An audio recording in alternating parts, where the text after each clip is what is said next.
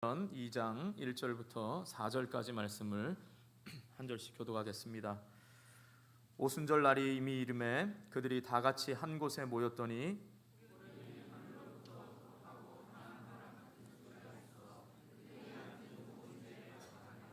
마치 불의 혀처럼 갈라지는 것들이 그들에게 보여 각 사람 위에 하나씩 임하여 있더니 그들이 다 성령의 충만함을 받고 성령이 말하게 하심을 따라 다른 언어들로 말하기를 시작하니라. 아멘.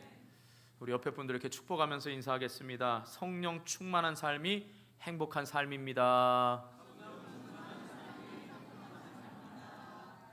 네, 이미 살고 계셔서 축복을 안 하는 거죠. 축복하시기 바랍니다. 꼭 여러분 말씀 가운데 제가 두 가지 인사하고 축복하는 것은 여러분이 집에 돌아가셔서도 늘 그 말씀만은, 축복의 말만은 꼭 생각할 수 있기를 바랍니다.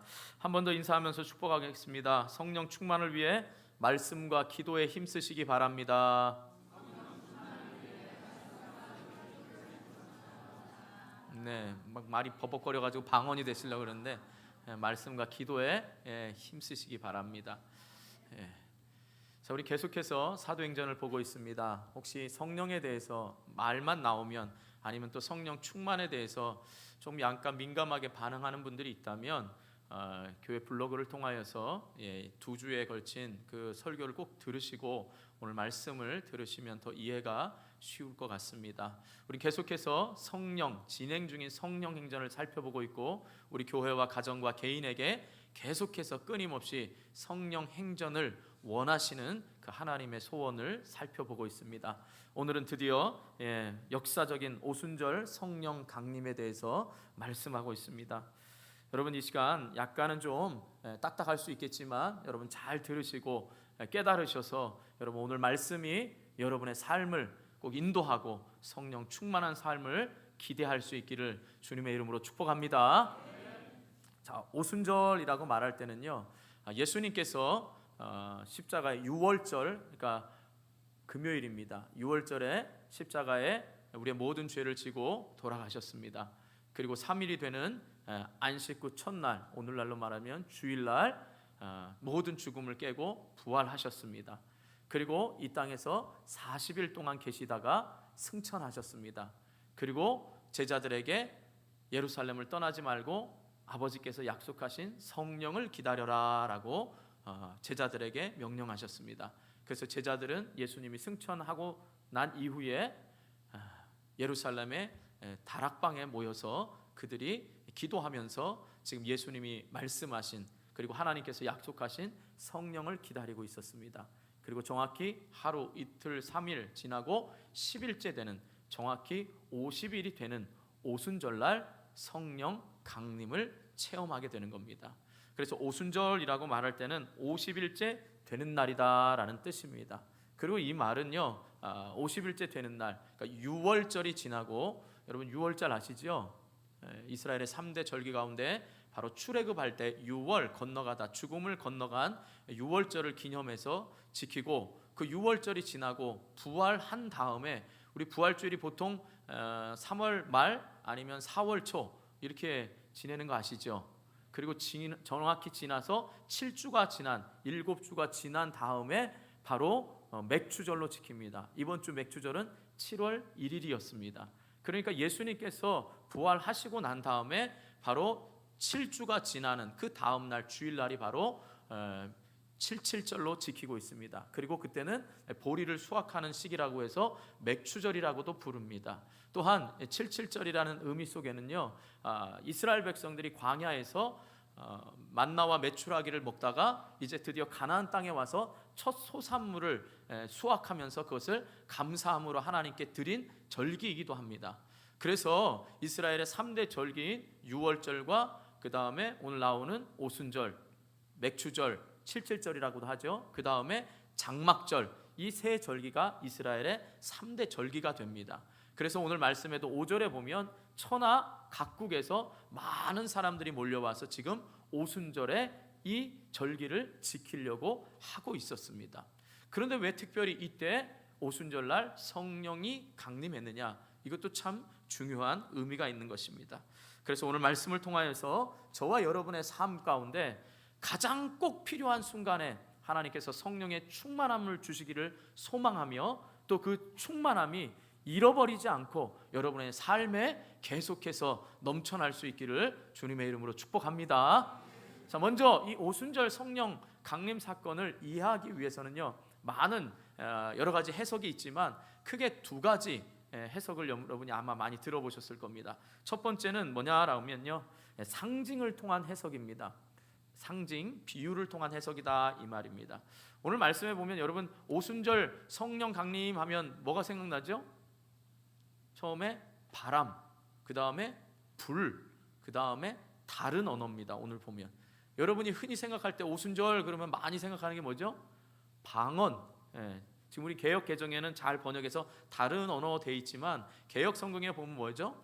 방언을 했다. 그러니까 마치 성령 충만하면 방언을 하는 것처럼. 방언 처음 들어보셨습니까? 한 번도 안 들어보셨습니까? 할 수도 없고 안 할 수도 없고. 방언. 여러분 흔히 아는 대로 하늘나라의 소리, 하나님과 깊은 교제를 하기 위해서 하는 방언이 있습니다. 그런데 오늘 이 세 가지 단어를 통해서 이게 상징적으로, 비유적으로 해석이 됐다라는 것입니다. 자, 먼저 바람을 살펴보면 오늘 말씀에 보면 여러분 호련히 2절 봅니다. 호련히 하늘로부터 급하고 강한 바람 같은 소리가 있어. 그럴 때 이 같은이라는 말이 꾸미는 게 강한 바람이 아니고요, 그 앞에 급하고를 꾸미고 있습니다. 원어에 보면. 그러면 이 소리가, 그러니까 같으니 급하고를 꾸미고 있고, 이 급하다라는 말은 어떤 시간적으로 어떤 급한 이렇게 속도를 얘기할 때 급하게 해라, 빨리 해라, 이런 개념이 아니라요, 바로 상태나 정도를 이야기하는 겁니다. 그러니까 뭐냐? 급하다는 건 상태나 정도를 말해서 으르렁거리는, 아니면 휘몰아치는 이런 뜻입니다. 그러니까 오늘 강조되고 있는 건 바람이 아니고 소리라는 거지요. 그 소리가 급한 소리인데 뭐요? 으르렁거리는 것 같은 휘몰아치는 소리가 지금 일어나고 있는 겁니다. 그러니까 성령 충만 그러면 갑자기 성령의 바람이 불어서 우리 막 머리카락이 날리고 그냥 막 이런 희한한 현상이 아니고, 중요한 게 뭐라고요? 소리라는 거죠. 소리. 근데 이 소리가 우리에게는 어떻게 해요? 윙윙 소리 정도가 아니라 실제로 미국의 중부지방에 가보면 토네이도가 발생할 때 그 소리가 엄청난 힘을 발휘한다 그럽니다. 엄청 두렵고 떨리는 소리로 들린다는 겁니다. 그러니까 6절에 보면 모든 사람들이 이 소리에 집중할 수밖에 없는 지금 그런 소리로서 귀로 들려지고 있습니다. 그 다음엔 눈으로서 보여지게 하는데요, 그 다음 말씀에 보면 또 불입니다.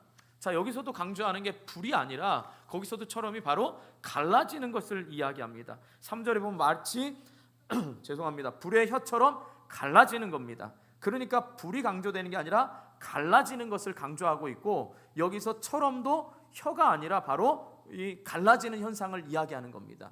그러니까 마치 지금 불이 갈라지는 것도 불이 하늘에서 내려온 게 아니라 갈라지는 불꽃이 어떻게 해요? 혀라는 게 말과 방언으로 이렇게 전달이 되듯이 모든 각 사람 머리 위에 지금 어떻게 해요? 다른 나라 말이 지금 모든 사람에게 임하였다라는 겁니다. 그러니까 성령 충만하면 불 받아가지고 막 내 머리에 불이 있거나 가슴에 불이 있는 그걸 이야기하는 게 아니고요, 지금 하나님께서 은사를 주시는 것을 이야기합니다. 근데 그 은사가 그 다음 세 번째 보면 뭐예요? 다른 언어다라고 되어 있습니다. 근데 여기서 다른 언어라는 게요, 마가복음 16장 17절에 보면 예수님께서 승천하시기 전에 제자들에게, 믿는 자들에게는 이런 표적이 따르리니 하고 뱀을 집으며 어떤 독을 먹을지라도 마실지라도 이러면서 나오는 게 뭐냐면 그때 새 방언을 말하며 이렇게 되어 있습니다. 그런데 여기서 새 방언 이야기할 때 이 방언에 새 방언할 때 이 새라는 뜻이 바로 새로운 뉴의 새가 아니라 다르다라는 뜻입니다. 이 용도가 어떻게 쓰였냐면 히브리서 8장 8절에도 보면 이제 예수님께서 새 언약을 주겠다라고 할 때 이 새라는 말이 새로운, 이 뉴가 아니라 바로 다른 언약이라는 겁니다. 그러니까 여기서 말하는 다른 언어다라는 것은 우리가 일상으로 쓰는 언어가 아니라 우리가 말하는 랄랄라 방언이 아니라 다른 나라, 이 제자들이 배우지 못한 다른 나라 말로 지금 각국의 말로 지금 그 말을 하고 있다 이 말입니다. 좀 이해가 가셨습니까? 자, 지금 성령이 모여서 기도하는 가운데 나타났습니다. 큰 두려운 소리가 먼저 귀로 들렸습니다. 눈으로 불꽃 같은 게 각 사람 위에 충만하게 임하는 게 보여졌습니다. 그리고 그 나타나는 현상이 다른 나라 언어로 하고 있는 겁니다. 여러분, 중요합니다. 여러분이 생각할 때 성령 충만한 그러면 자꾸 방언을 얘기하거나 이상한 신유의 은사나 이런 것들로 인해서 나타나는 현상을 보지 마시고요, 왜 하나님께서 특별히 오순절에 이 절기에, 그리고 굳이 5절에 천하 각국에서 사람들이 모였다라고 할 때 왜 제자들에게 다른 나라의 언어를 주시는 은사를 주셨다라는 겁니다. 여러분, 근데 이 은사가 계속해서 쓰여졌습니까? 성경에 보면 굳이 이렇게 할 필요가 없습니다. 왜냐? 당시에는 로마의 지배를 받고 있었기 때문에 헬라어로 다 통용됐습니다. 근데 굳이 다른 나라 말을 주실 필요가 없었다는 거지요. 그러니까 이 지금 상징적인 비유에서 여러분이 많이 들어보셨을 겁니다. 그건 뭐냐? 결국 성령의 충만함은 뭐냐? 다른 나라의 언어로 복음 증거하기 위해서 바로 하나님께서 그때의 오순절에 모였던 수많은 각국의 나라의 언어로 제자들이 복음 전하라고 성령의 충만함을 주셨다라는 것입니다. 그러니까 우리가 성령 충만함 받는 근거는 우리가 1장 8절에 보았지만, 오직 성령이 너희에게 임하시면 어떻게 된다 그랬죠? 유대와 사마리아와 땅끝까지 이르러 내 증인이 된다 그랬습니다. 그러니까 증인된 삶을 살기 위해서 성령 충만을 받는 겁니다. 그러니까 이 지금 제자들 또한 지금 자신들에게는 없는 특별한 은사, 다른 언어로 말하는 것들이 지금 일시적으로 하나님께서 그때에 주셨다라는 사실입니다. 그렇다면 저와 여러분에게 있어서 여러분 은사가 있을 겁니다. 하나님이 여러분들에게 주신 은사가 분명히 있습니다. 그것은 뭐 교회에서 꼭 나타나야 될 건 아닙니다. 여러분의 삶의 현장에서 분명히 하나님이 주셨을 겁니다. 그렇다면 여러분의 은사도 증인된 삶으로 살지 않으면 소멸된다는 사실을 꼭 알아야 됩니다. 그렇기 때문에 우리의 삶이 일상에서도 하나님이 기뻐하는 삶을 살기 위해서는, 하나님이 내게 주신 은사들로 사용하기 위해서는 계속해서 성령의 충만함을 사모해야 된다라는 사실입니다. 아마 이렇게 여러분이 말씀을 들었을 겁니다. 자, 또 한 가지의 해석을 살펴보면, 두 번째 해석은 뭐냐라고 하면요, 자, 두 번째는 이미지를 통한 해석입니다. 이미지는 뭐냐라고 하면요, 이제 오순절 성령 강림을 에스겔 37장에 기록된 마른 뼈 환상에 등장하는 바로 생기다라고 보는 겁니다. 그래서 에스겔 37장 9절에 보면, 또 내게 이르시되 인자야 너는 생기를 향하여 대언하라. 생기에게 대언하여 이르기를 주 여호와께서 이같이 말씀하시기를 생기야 사방에서부터 와서 이 죽음을 당한 자에게 불어서 살아나게 하라 하셨다 하라. 이 말을 에스겔이 하니까 어떻게 되죠? 이 에스겔 선지자가 하니까 어떻게 됐죠? 생기가 바람처럼 부서져서 마른 뼈들이 살아나는 일이 일어나지요. 그래서 이 생기를 이미지로 이야기할 때 이렇게 하는 겁니다. 성령이 충만하면 우리의 죽었던 영혼들이 살아난다라는 겁니다. 성령이 있는 곳에는 모든 연약한 것들이 강하여지고 모든 없어졌던 것들이 회복이 되는 역사가 있다라고 이렇게 말씀을 아마 들었을 겁니다. 대부분 아마 이렇게 상징적으로나 이미지적으로 아마 여러분들이 이 오순절 강림을 들었을 겁니다. 저는 이 두 가지를 다 여러분에게 적용하고 싶습니다. 그건 뭐냐? 저와 여러분의 삶에 이미 성령은 있습니다. 제가 조금 이따 말씀드리겠지만 이미 성령은 우리 안에 있습니다. 그러면 이 성령이 자꾸 불씨가 희미해지지 않도록 우리의 신앙생활이 좀 팔팔하고 역동적인 신앙생활을 하기 위해서는 성령의 충만함을 받아야 됩니다. 그래서 먼저 우리의 영혼이 살아나야 다른 사람의 영혼도 살릴 수 있는 증인의 삶을 살 수 있다라는 것입니다. 이게 바로 성령의 충만함을 우리가 받아야 되는 그러한 이유인 것입니다. 자, 그렇다면 사랑하는 성도 여러분, 저와 여러분의 삶에 날마다 성령이 충만할 수 있기를 주님의 이름으로 축원합니다. 그리고 끝 이러면 얼마나 좋겠습니까? 오늘 말씀이 끝나는 게 아닙니다. 그동안 2주 동안 너무 길게 해가지고 여러분 이 조금 더 우리가 나가서 지금 필요한 게 뭐냐라고 하면요, 이 성령 충만에 대한 오해부터 시작해서 어떻게 하는 것이 성령 충만의 근거인지를 조금 더 살펴보면서 좀 은혜를 나누었으면 좋겠습니다. 자, 우리가 흔히들 오해하는 이 말씀을 통해서 오해하는 두 가지가 있습니다. 그건 뭐냐? 잘못된 환상을 가지면 안 된다라는 것입니다. 무슨 말이냐면, 여러분 가끔 금요 예배나 아니면 또 어디 부흥 집회나 아니면 여러분 기도할 때마다 간혹 이런 단어를 쓰는 걸 들어보셨을 겁니다. 하나님, 오순절 마가의 다락방에 임하셨던 그 성령의 충만함을 오늘 이 밤에 내려 주옵소서, 내려 주옵소서. 맞을까요? 틀릴까요? 대답을 빨리 하시는 게 설교가 짧아지더라고요. 제가 보니까 여러분 빨리 반응을 하시는 게 짧아집니다. 사실 원고는 늘 정해져 있는데 여러분 대답을 기다리다 보니까 길어지는 것 같더라고요.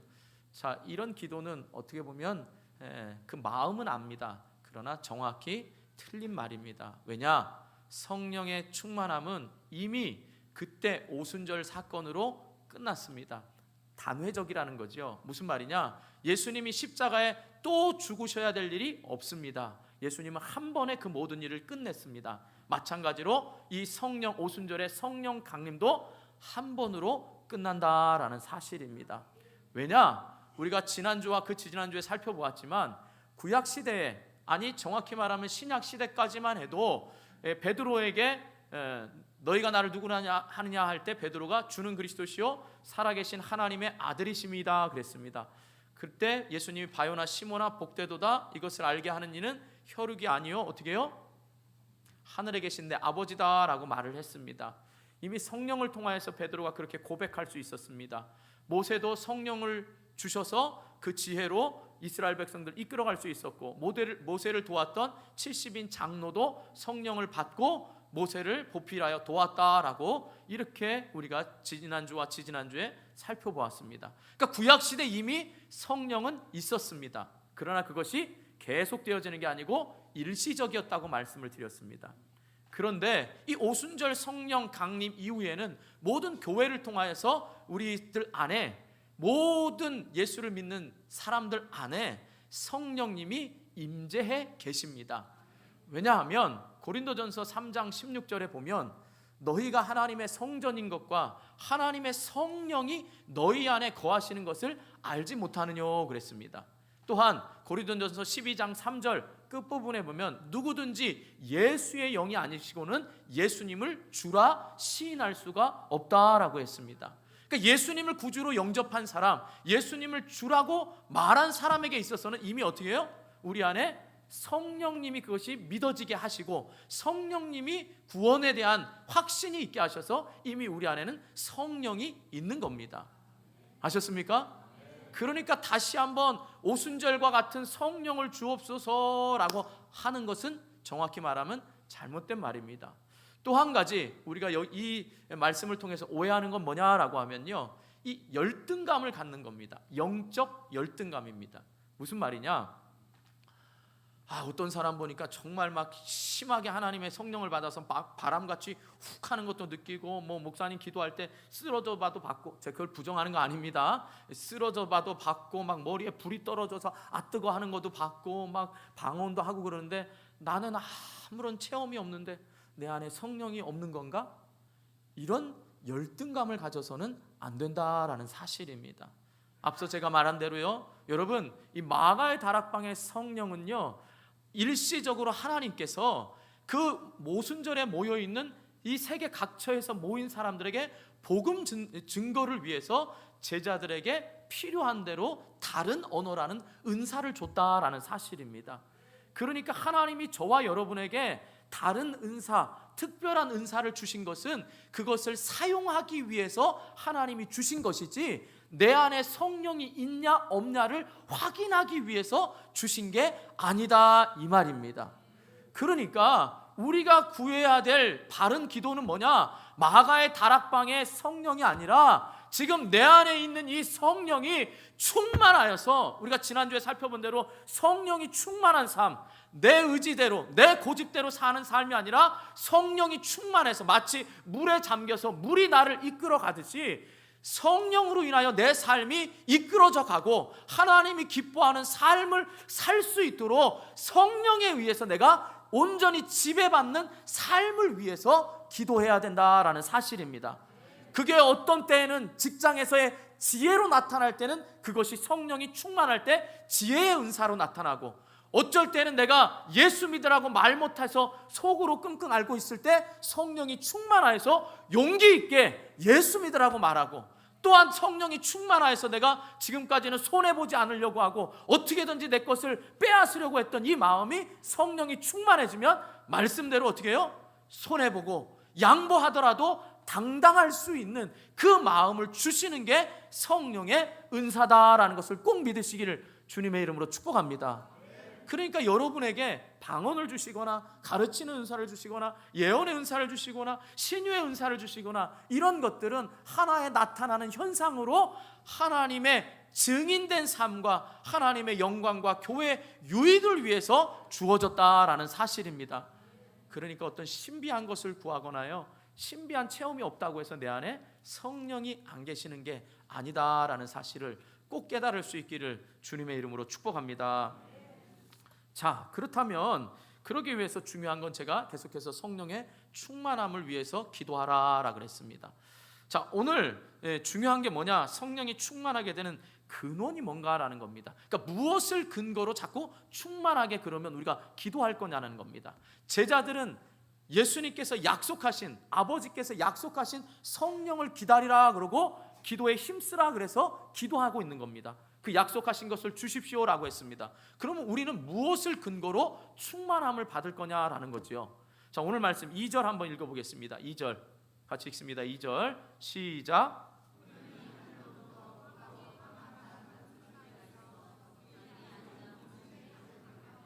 네, 보통요 유대인들이 기도할 때는 서서 기도합니다. 그런데 오늘 어떻게 했다고요? 소리가 있는데 그들이 무슨 집에 뭐 하고 있는 집에?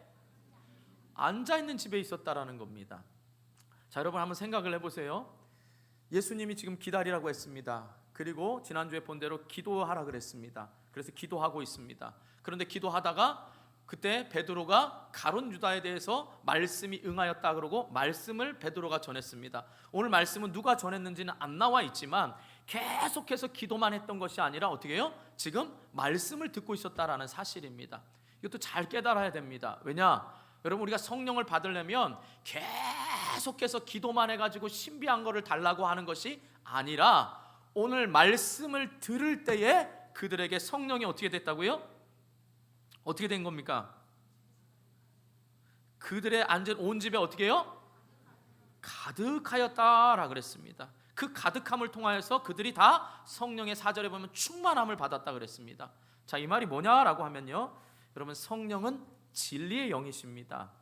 여러분 스크린 한번 보시기 바랍니다. 요한복음 15장 26절 한번 읽겠습니다. 다 같이 시작.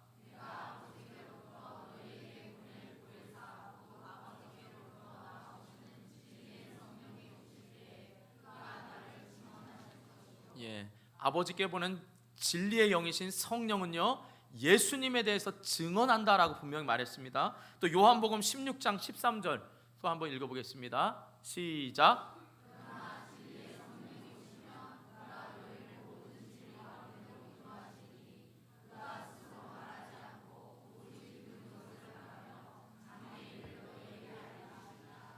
들은 것을 말하며 장래일을 말한다 그랬습니다. 자, 다시 한번 우리가 제자들의 상황을 한번 보겠습니다. 예수님이 십자가에 돌아가셨습니다. 제자들은 믿고 따르는 스승이 없으니까 절망 가운데 있었습니다. 그 절망은 둘째치고라도 지금 예수님을 따랐던 추종하던 모든 사람도 잡아서 죽이려고 하는 그런 상황 가운데 있습니다. 그래서 집 밖으로 나가지 못하는 상황 가운데 있었습니다. 그때 예수님께서 나타나셨습니다. 내가 부활했다? 이렇게 말하니까 제자들은 얼마나 기뻤겠습니까? 그러면 당장이라도 뛰쳐나가서 어떻게 해요? 예수님 살아나셨다 이렇게 해야 되는데 제자들은 여전히 어떻게 했죠? 나가지 못한 상황 가운데 있습니다. 그러면서 예수님은 뭐라고 말씀하셨죠? 아버지의 약속하신 성령을 기다려라. 그러기 위해선 기도해라 라고 말했습니다. 지금 기다리고 있는 상황입니다. 기도했습니다. 예수님을 분명히 만났지만 내 안에는 그 기다림과 예수님의 말씀대로 자신 있게 나가지 못하고 여전히 유대인들은 어떻게 했다고요? 제자들이 예수님의 시체를 감추고 지금 그리스도교를 계속 전파한다 그래서 그들을 죽이려고 하는 이런 상황이 여전히 벌어지고 있는 이 상황입니다. 그럴 때 갑자기 기도하다가 앉아서 말씀을 들었습니다. 그때 성령은 진리의 영이라 그랬습니다. 예수님께서 말씀하셨던 모든 말씀이 제자들에게 깨달아졌습니다. 그리고 그것이 믿어졌습니다. 예수님이 왜 이 땅에 오셨는지, 예수님이 왜 나를 위해서 십자가에 죽으셨는지, 왜 부활하셨는지, 그리고 왜 우리에게 성령을 기다리라고 했는지, 왜 우리에게 복음 증거의 증인으로서의 사명을 주셨는지가 말씀을 통해서 제자들에게는 깨달아지고 믿어지는 순간에 주체할 수 없는 그 말씀이 장래 일까지도 보여주면서 제자들에겐 담대함이 생겨서 11절에 보면 다른 나라의 방언으로 드디어 복음을 담대하게 증거하러 나갔다라는 사실입니다. 무슨 말이냐? 여러분, 성령의 충만함은요, 여러분이 받기 위해서 기도하고 힘쓸 때에도 임할 수 있습니다. 그러나 여러분이 기도할 때는 오직 성령의 충만함, 신비한 체험이 아니라 여러분에게 이미 들려졌던 말씀들과 약속을 위해서 그 약속이 나를 통하여서 진행되고 그 약속이 내 인생을 이끌어 가도록 충만하게 임하는 것이 깨달아질 때 여러분 안에 충만하게 부어질 줄 믿습니다. 왜 예수님이 여러분을 위하여 십자가에 죽으셨고, 왜 원당교회로 보내시고, 왜 이 말씀을 듣게 해서 지금 내 삶이 무미건조하고 아무런 능력이 없는 삶이 말씀을 통하여서 그것이 깨달아지게 하시고 믿어지게 하셔서 내 인생을 하나님이 이렇게 이끌어가기를 원하시는구나, 내 인생이 여기서 머무는 게 아니라 사명 따라가는 인생이 되어야 되는구나, 이것이 깨달아질 때 이 자리에 말씀을 듣는 순간에도 성령이 임하심을 믿습니다. 그러니까 여러분, 신비한 것을 가지고 자꾸 성령을 이야기할 게 아닙니다. 여러분, 초대교회 당시에 성령 집회 들어보셨습니까? 제가 그것을 절대 부인하는 거 아닙니다. 여러분에게 균형을 갖춰가면서 지금 성령의 충만함을 오해하지 말라라는 겁니다. 여러분이 말씀을 듣고 깨달아지고 그것이 믿어진다면 그것이 삶의 능력으로 나타날 때 여러분들은 성령 충만한 삶을 살고 있다라는 겁니다. 그런데 여러분, 신약의 교회가 성령 집회하는 거 보셨습니까? 막 쓰러뜨리고 막 이런 걸로 애썼습니까? 그러지 않았습니다. 제일 먼저 베드로는 말씀을 선포할 때, 예수 그리스도가 십자가에 죽으시고 부활하심을 선포할 때 3,000명, 5,000명이 회개하는 역사가 일어났습니다. 바울은 두란노에서 2년 동안에 말씀을 통하여 6시간 강론할 때 에베소 교인들이 변하고 놀라운 역사가 일어났습니다. 그리고 그것을 첫사랑이다라고 성경은 표현하고 있습니다. 여러분들, 신비한 체험을 가지고 주님을 사랑하셨습니까? 여러분에게 들려졌던 예수 그리스도가 저와 여러분을 위하여 십자가에 죽으셨던 그 사랑이 깨달아질 때 여러분의 인생은 바뀌지 않았습니까? 안 그러셨습니까? 그리고 그 사랑에 감사해서 여러분의 삶을 드리려고 할 때 여러분이 하는 모든 어려운 일들이 기쁨으로 하시지 않았습니까? 여러분 안에 지금 무엇을 원하십니까? 과거를 자꾸 들먹이지 마시기 바랍니다. 과거에 내가 성령이 충만할 때는 주의 일에 감당했다. 여러분, 그건 과거입니다. 여러분 안에 여전히 불씨가 남아있는데 이 불씨 가운데 하나님은 계속해서 여러분에게 성령의 기름 부으심과 충만하심을 주시기를 원하십니다. 근데 여러분 어떻습니까? 내가 성령이 충만해지면 이제 교회를 위해서 막 헌신해야 될 것 같고 집안일 다 제껴두고 회사 일도 적당히 하면서 이젠 교회에만 미친 듯이 가야 되는, 그게 성령 충만이 아닙니다. 여러분의 삶의 현장, 여러분의 가정과 직장에서 오히려 증인된 삶으로 여러분들이 말과 행동으로 더 똑바로 살아야 되는 것이 충만인 겁니다. 내 의지가 아니라, 내 고집이 아니라 성령께서 그렇게 살도록 말씀 가운데서 계속 나를 깨닫게 하셔서 그 말씀대로 삶을 가려고 하는 그것이 바로 내 삶의 충만함으로 나타난다라는 사실입니다. 그리고 다른 생명을 살리기 위해서 하나님, 내가 부족합니다. 다른 영혼을 살려야 되는데 내게는 능력이 없습니다. 그러니까 성령님 도와주십시오 하면 성령께서 다른 방언도 하게 하시고 다른 은사들도 주셔서 그것이 다른 영혼을 살리기 위해서 주신다라는 사실입니다. 그런데 여러분, 과거에 그것을 경험했습니다. 그런데 여러분, 사용하지 않으면 은사는 소멸된다는 사실을 꼭 잊지 마시기 바랍니다. 성령이 한번 충만했다고 계속 충만한 거 아닙니다.